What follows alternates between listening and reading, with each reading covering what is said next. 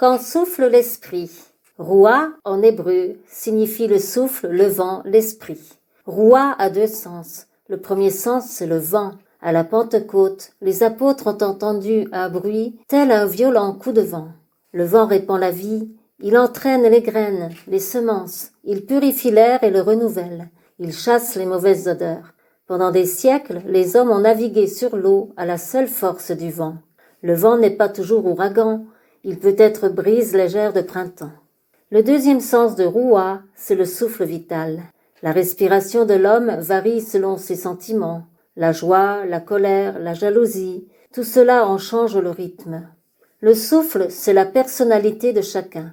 À notre mort, nous remettons notre dernier souffle. Pneuma désigne une force immatérielle, invisible, intelligente, capable de pénétrer en toutes choses. La roua de Dieu est ce souffle qui anime l'homme lors de sa création. Genèse 2:7. Le Seigneur Dieu insuffla dans les narines de l'homme une haleine de vie, et l'homme devint âme vivante. L'on voit bien le rôle du souffle de l'esprit.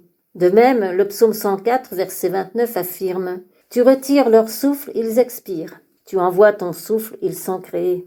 Tu renouvelles la face de la terre. » Lorsque l'on parle du souffle de l'esprit, on pense tout de suite à la Pentecôte. Le père Julien de Clorivière, jésuite, a écrit « Ce que l'Esprit a fait au commencement de l'Église, il le fait encore tous les jours pour elle. Il descend encore tous les jours sur les enfants de la Sainte Église et leur fait produire des fruits de perfection. Bien plus, l'Esprit de Jésus-Christ est dans chaque fidèle. Il dit aussi de l'Église que le Père l'a plantée, que le Fils l'a fait croître et enfin que l'Esprit Saint la perfectionne. Dans l'Église et dans nos vies, rien d'efficace ne se fait sans le secours et l'assistance du Saint-Esprit. L'Esprit Saint est présence, il est Dieu avec le Père et le Fils, comme trois soleils l'un dans l'autre, écrit saint Jean Damascène. L'Esprit Saint habite en nous, il se donne lui-même à nous, mais il ne suffit pas qu'il vienne, il faut qu'il demeure en nous. Or, nos fautes l'attristent, nos prétentions et nos divisions le font fuir. Comment faire pour que l'Esprit Saint demeure en nous? Il faut prier sans cesse, rester vigilant, être charitable et rester dans l'humilité. Dieu agit toujours dans le monde par sa parole et par son esprit. Savons-nous nous mettre à son écoute?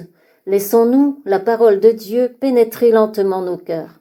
Il faut du temps, beaucoup de temps pour cela, mais c'est possible. Ne nous décourageons pas. Le prophète Ézéchiel nous promettait déjà de la part du Seigneur « Je mettrai mon esprit en vous, et je ferai que vous marchiez selon mes lois. » Ézéchiel 36:27. L'esprit souffle où il veut, il est totalement libre. Quand souffle l'esprit, il nous imprègne de ce qu'il est. L'esprit est beauté, il est créateur de beauté, il est amour, simplicité, justice. Les véritables œuvres d'art créées par l'homme inspirent l'action de grâce à ceux qui les contemplent. De même pour la musique, le chant sacré, le chant grégorien. Les iconographes qui ont reçu l'appel du Seigneur pour écrire des icônes, eh bien c'est l'Esprit Saint qui les inspire. L'Esprit à la Pentecôte donne à Pierre la force et l'audace d'ouvrir la porte et d'ouvrir la bouche pour proclamer la résurrection de Jésus et pour évangéliser les foules.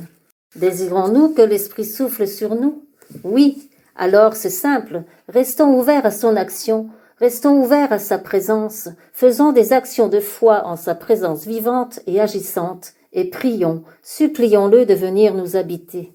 L'Esprit Saint est d'une telle douceur et d'une telle discrétion. Laissons-nous faire par lui, vivons à tout instant sous sa mouvance.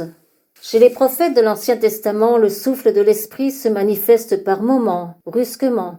Jésus, lui, possède ce souffle de l'Esprit en permanence. En mourant sur la croix, il dit « Père, entre tes mains, je remets mon esprit ». Et son dernier souffle répand l'Esprit Saint sur le monde. Quand souffle l'Esprit, il renouvelle toutes choses. Il renouvelle la face de la terre. Le souffle de l'Esprit embrase nos cœurs d'un grand feu. Il brûle toutes nos scories. Le souffle de l'Esprit nous remplit de son amour. Il rend les hommes témoins de la parole de Dieu. Il nous purifie de nos souillures. Il nous donne un cœur nouveau, un cœur de chair, comme le dit Ézéchiel 36, 25, 27. Quand souffle l'Esprit, il peut nous rendre comme ivres. Voyez ce que l'on disait des apôtres à la Pentecôte. Ils sont pleins de vin doux. L'Esprit Saint guérit. Il est principe de résurrection. C'est lui qui a ressuscité Jésus d'entre les morts.